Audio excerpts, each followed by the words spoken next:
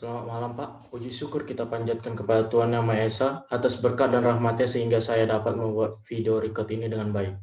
Sebelum saya menjelaskan tugas pada video ini, berikan saya kesempatan untuk memperkenalkan diri saya. Perkenalkan, nama saya Mikael Luman Tobing, NIM 1904011140, yang mengambil mata kuliah manajemen teknik yang berada pada kelas C. Pada kesempatan ini saya akan menjelaskan mengenai kualitas statistik kontrol.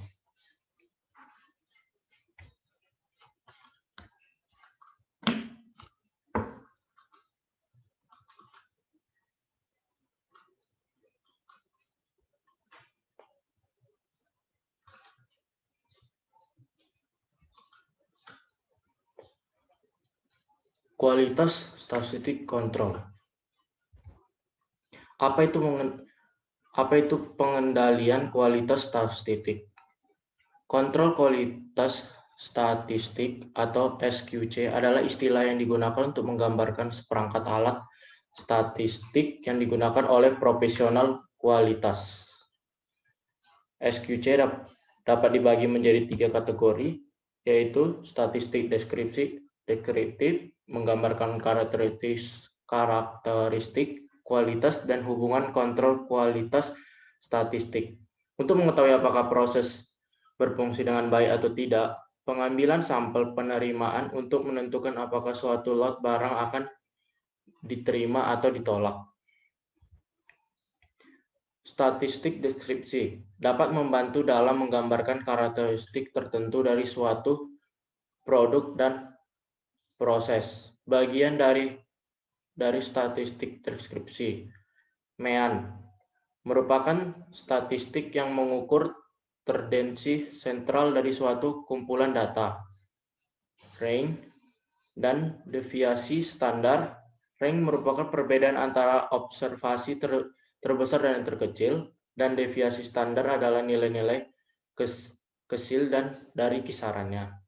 Distribusi data digunakan untuk mengukur karakteristik kualitas dalam bentuk sebaran data yang diamati. Metode pengendalian proses statistik.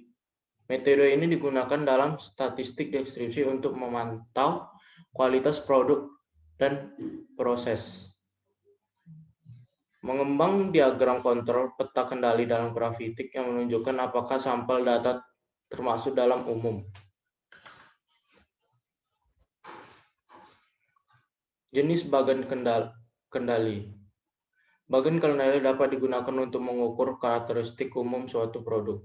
Di antara kendali dapat dibagi menjadi 2 kelompok, yaitu 1. Variabel untuk memantau karakteristik yang dapat dinilai, contohnya tinggi dan berat. 2. Atribut untuk memantau karakteristik yang memiliki nilai dan dapat dihitung, contohnya warna dan rasa. Bagan kontrol untuk variabel, terdapat 2 diagram kendali yang pada umum digunakan, yaitu yang pertama, X-bar grafik, digunakan untuk memantau perubahan rata-rata suatu proses. Contoh berikut adalah contoh diagram X-bar.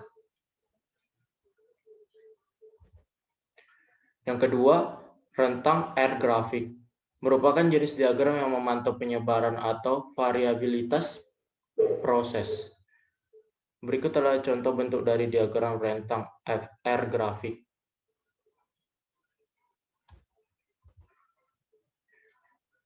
Bagan kontrol untuk atribut. Bagan kontrol untuk atribut digunakan untuk karakteristik kualitas yang dihitung daripada diukur. Jenis diagram yang dipakai yaitu yang pertama, P-card untuk mengukur proporsi yang rusak dalam sampel dan digunakan saat pengamatan di tempat di salah satu dari 2 kelompok. Contohnya itu sampel jumlah cacat ban, jumlah pengamatan di sampel, pecahan cacat. Contohnya sampel jumlah itu 1, jumlah cacat ban 3, jumlah pengamatan di sampel 20, dan pecahan cacat 0,15. Yang kedua itu sampel jumlah.